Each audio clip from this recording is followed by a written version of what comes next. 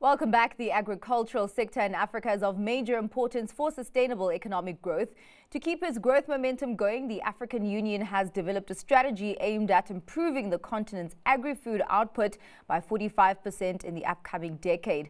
Former CEO of the African Union Development Agency, Ibrahim Assane Mayaki, joins us with more detail. Thank you so much for your time, Ibrahim. Now, the agriculture sector is very important for Africa's economic growth and food security. How much is the sector being prioritized from a policy point of view? Is it getting significant support from our governments? Well, up to now, what we can say, if we look at the figures, agriculture throughout the continent represents around 40% of the GDP, 40% to 60%, depending on the countries. Yeah. So it means that it is an important economic sector. Now, the transformation of that sector has not been systemic enough. Okay. And this is why we talk now about food systems. And the transformation of our food systems will be the foundation for our industrialization. And mind you, industrialization will be evidently the fundamental strategy that can help us create the 400 million jobs that we need by 2050. Given the fact that, we have a 3.8 to 4.2 demographic growth rates and immense cohorts of youth coming on the employment market. So agricultural transformation will be the foundation for industrialization, and that will allow the creation of jobs. And when you talk about jobs, you talk about inclusion and political stability. This is why that 10-year strategy, which has been defined in Kampala, is extremely important. You talk about industrialization and systemic transformation in the sector. Just on that, shed some light on the battle we've had for value addition in the African agricultural sector. Why has it been difficult to move away from the narrative that, the agricultural industry in Africa is only good enough for raw materials? Yeah, I think this is a critical question. If you compare Southeast Asia and Africa, and Asia in general and Africa, we have followed the guidelines in the 80s of the World Bank and IMF, which were not prioritizing agricultural transformation. Southeast Asia didn't follow that path. So we are still in a situation in which Southeast Asia was 25, 30 years ago. Our productivity levels have certainly increased. Our value add in the sector has increased, but not enough if we look at our demographics. So now these institutions have changed their mindset. The World Bank, the IMF, and all the others.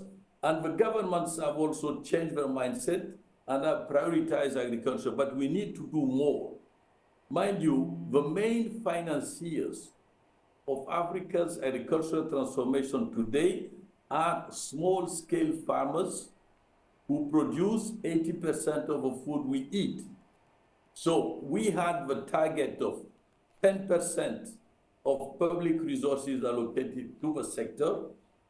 This figure has not been attained yet, but we are in the process of attaining it. We should bring more public finance, and we should attract more private finance. And that combination will allow us to transform agriculture. And the second very important point is that we absolutely need to support farmers in order to have them, to make them micro, small, and medium entrepreneurs. And this is a political priority, just as it is in the European Union and in the United States of America. When the Farm Bill is discussed at the Congress in the US, it's a fundamental priority, and you have lobbyists coming from everywhere. In the EU, it is one of the largest share of the EU budget. So Africa has to prioritize politically, and it has to be reflected in our budgets, and we need to attract the private sector. Because small-scale farmers are supporting them is okay, but we need also big agri enterprises. It's quite interesting also that you talk about the significance of the small-scale farmers. And of course, we have to look at the trade dynamics as well. How long is the runway for them to actually access markets in intra-African trade, but also markets outside of South Africa? Well, intra-Africa trade has been multiplied by 3 the last 20 years. So a progress has been made, but we could do much, much better. What are the obstacles? 2 main obstacles. The first one is infrastructure, because we need roads to have access to markets. We need energy. We need connectivity.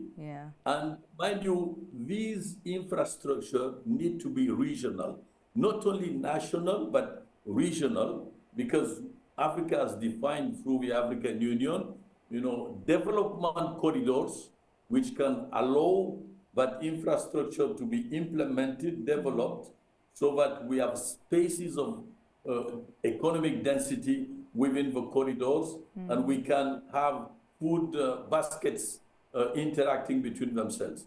And the second obstacle is to really move beyond non-tariff barriers and facilitate trade.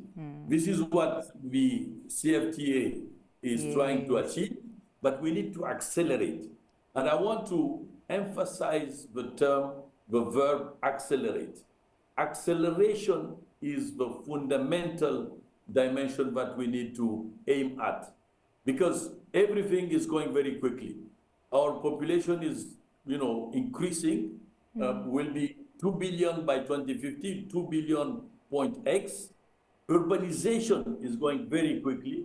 We'll have more than 50% of African urbanized by 2050. So land degradation because of climate change is going very quickly. So we need to accelerate in our policies of transformation. Yeah, indeed. A lot of acceleration that does need to be done there. Of course, it's quite encouraging to see the platform that the AfCFTA does provide. And maybe we could see more upside, more opportunity with the expansion of BRICS. But thank you so much for your time and for your insights there, Ibrahim. That was the former CEO of African Union Development Agency, Ibrahim Assane Mayaki.